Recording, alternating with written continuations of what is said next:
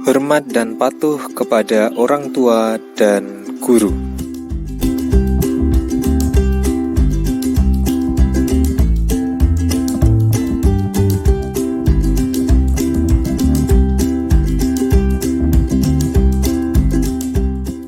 A'udzu billahi minasy syaithanir rajim. Bismillahirrahmanirrahim. Alhamdulillahi rabbil alamin. Ar-Rahmanir-Rahim. Maliki yaumiddin. Iyyaka na'budu wa iyyaka nasta'in. Ihdinas siratal mustaqim. Siratal ladzina an'amta 'alaihim ghairil maghdubi 'alaihim waladdallin. Amin.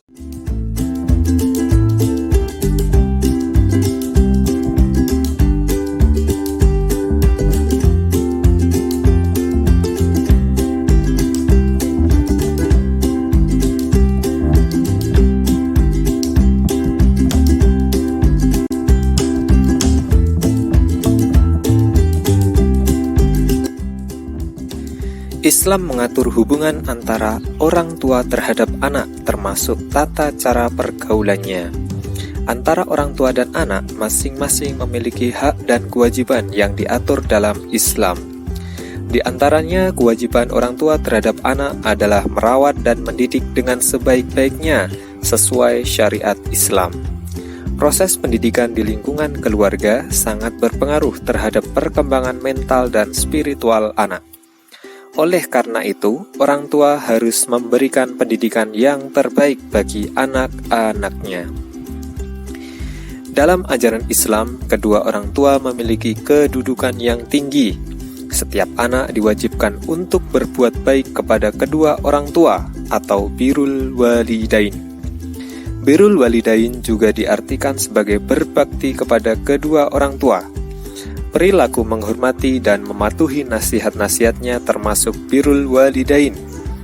Seorang anak wajib menghormati dan mematuhi semua nasihat orang tuanya selama keduanya tidak memerintahkan kemaksiatan atau kemusyrikan.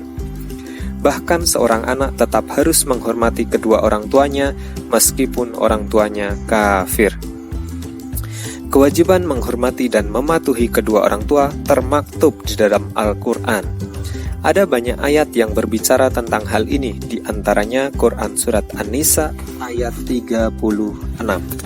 Artinya, dan sembahlah Allah dan janganlah kamu mempersekutukannya dengan sesuatu apapun. Dan berbuat baiklah kepada kedua orang tua, karib kerabat, anak-anak yatim, orang-orang miskin, tetangga dekat dan tetangga jauh, teman sejawat, ibnu sabil dan hamba sahaya yang kamu miliki. Sungguh Allah tidak menyukai orang-orang yang sombong dan membanggakan diri. Dari ayat di atas dapat diketahui bahwa perintah berbuat baik kepada kedua orang tua merupakan perintah langsung dari Allah Subhanahu wa Ta'ala. Perintah berbuat baik kepada kedua orang tua diletakkan setelah perintah untuk menyembah Allah Subhanahu wa Ta'ala dan larangan syirik. Ini menjadi bukti bahwa kedua orang tua menempati kedudukan mulia dalam pandangan Islam. Maka, sebagai anak kita harus menghormati dan mematuhi nasihat dan perintah orang tua sebagai wujud bakti kita kepada keduanya. Baik itu orang tua masih hidup maupun sudah meninggal dunia. Berbakti kepada orang tua merupakan kewajiban ibadah dari Allah Subhanahu wa Ta'ala bagi hambanya. Jadi, berbakti kepada orang tua bukan merupakan balasan anak kepada keduanya karena telah melahirkan, merawat, dan mendidik. Mengapa demikian? Karena jasa orang tua tidak mungkin bisa dibalas dengan balasan sepadan oleh seorang anak. Pada usianya yang sudah lanjut, tentu orang tua sangat membutuhkan perhatian dan kasih sayang kita. Perilaku durhaka kepada orang tua atau uququl walidain merupakan dosa besar. Seorang anak yang durhaka kepada orang tua akan sengsara hidupnya, baik di dunia ini maupun di akhirat kelak. Kepatuhan kepada orang tua merupakan bukti kepatuhan kepada Allah Subhanahu wa Ta'ala, dan kedurhakaan kepada orang tua merupakan kedurhakaan kepada Allah Subhanahu wa Ta'ala.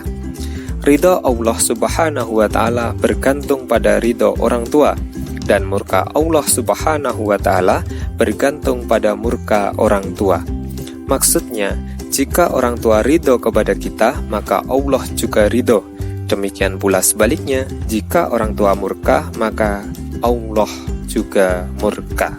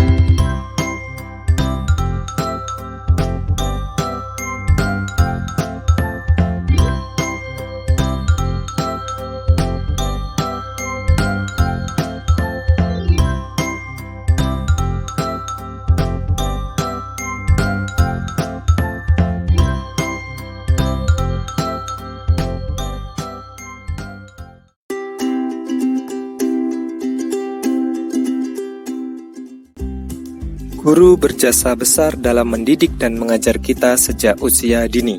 Berkat jasa guru, kita bisa membaca, menghitung, menyanyi, dan menguasai berbagai ilmu pengetahuan. Mereka tak kenal lelah dalam mengajar dan mendidik murid-muridnya.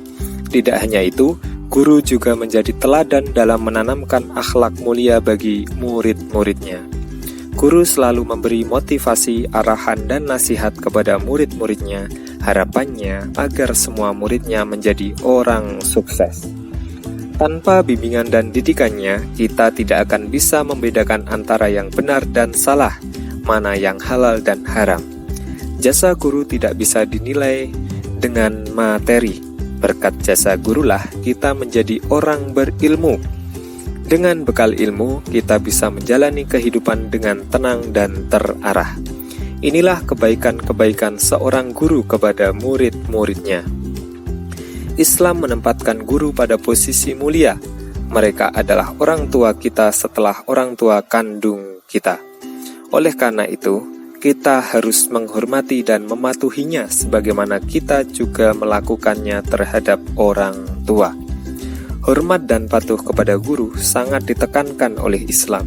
Setinggi apapun pangkat dan kedudukan seseorang, dia berhutang budi kepada guru.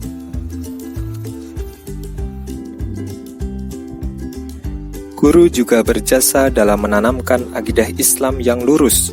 Dengan akidah yang lurus, seseorang akan hidup bahagia dunia hingga akhirat.